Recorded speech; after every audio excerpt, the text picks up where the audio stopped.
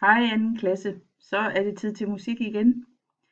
Og i den her uge skal I lære lidt om rytme og om noder og nodernes værdi.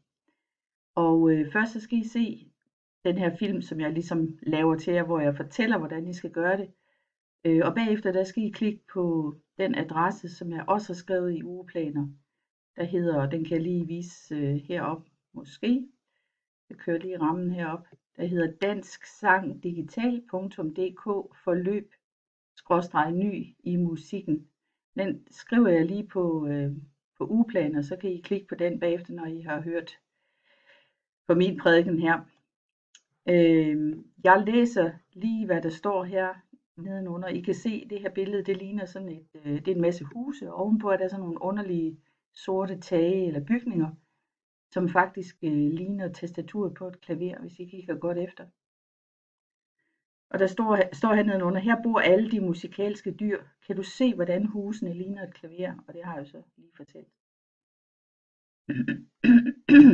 I dette forløb skal I følge historien om uglen Ossi, der en dag hører en pige spille et smukt stykke musik på klaver.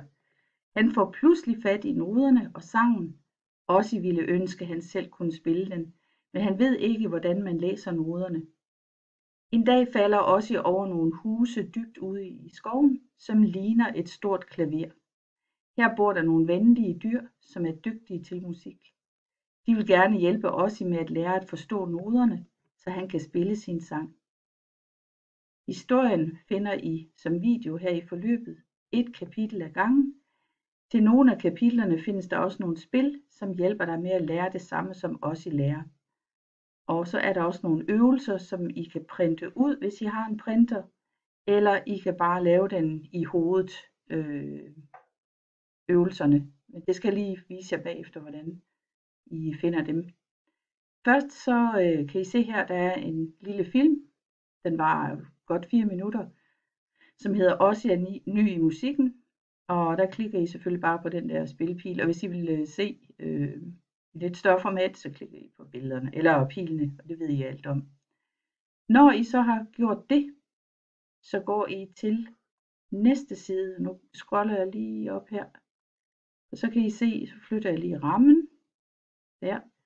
Herud til venstre, der har I lige set introduktionen til den film, I først ser, og så går I ned til den, der hedder Hos Alligator.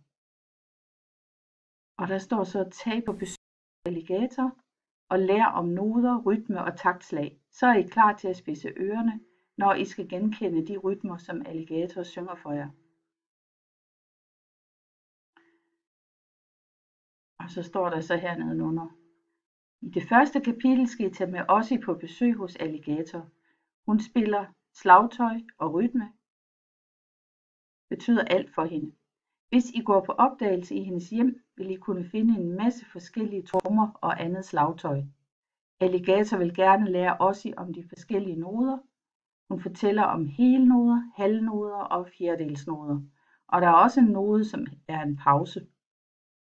Når I har hørt kapitlet, skal I spille et spil. Her skal I lytte til Alligator, som synger nogle rytmer. Kan I mon genkende de noder, som passer til? Og det er så den første øvelse her, hvor I skal lytte og se kapitlet, og det samme I afspiller der, og I gør billedet større der. Når I så har gjort det, så er der et spil hernede, som I kan spille, og så trykker man selvfølgelig på start, og så fortæller Alligator her, hvad man skal. Og så klikker I på pilen der, og så starter jeg. Der er 8 baner, man kan tage, hvor man kan øve sig på nodeværdierne. Når I så har gjort det, så scroller jeg lige op, så kan jeg vise her, lige flytter lige rammen. Der står der øvelser til print, hvis man kan printe ud. Den klikker jeg lige på, og der er der så nogle forskellige opgaver her. Vælg rigtige noder til pizzastykkerne. Så har Alligator så et pizzastykke, som han mener, det svarer til en hel node. Så har vi 2 halve stykker pizza, som svarer til 2 halvnoder osv. Så scroller I ellers ned, og så er der forskellige øvelser, som hvis I ikke kan printe ud, så laver I dem bare i hovedet. Der er det. Yes, der er 3 sider. Sådan. Og nu skal jeg lige se her. Så er der så en ekstra øvelse, hvis man er helt vild for at lave flere. Så er der ekstra øvelser, man kan printe ud eller lave i hovedet. Det var det. Kan I have en rigtig god dag og god fornøjelse. Hej hej.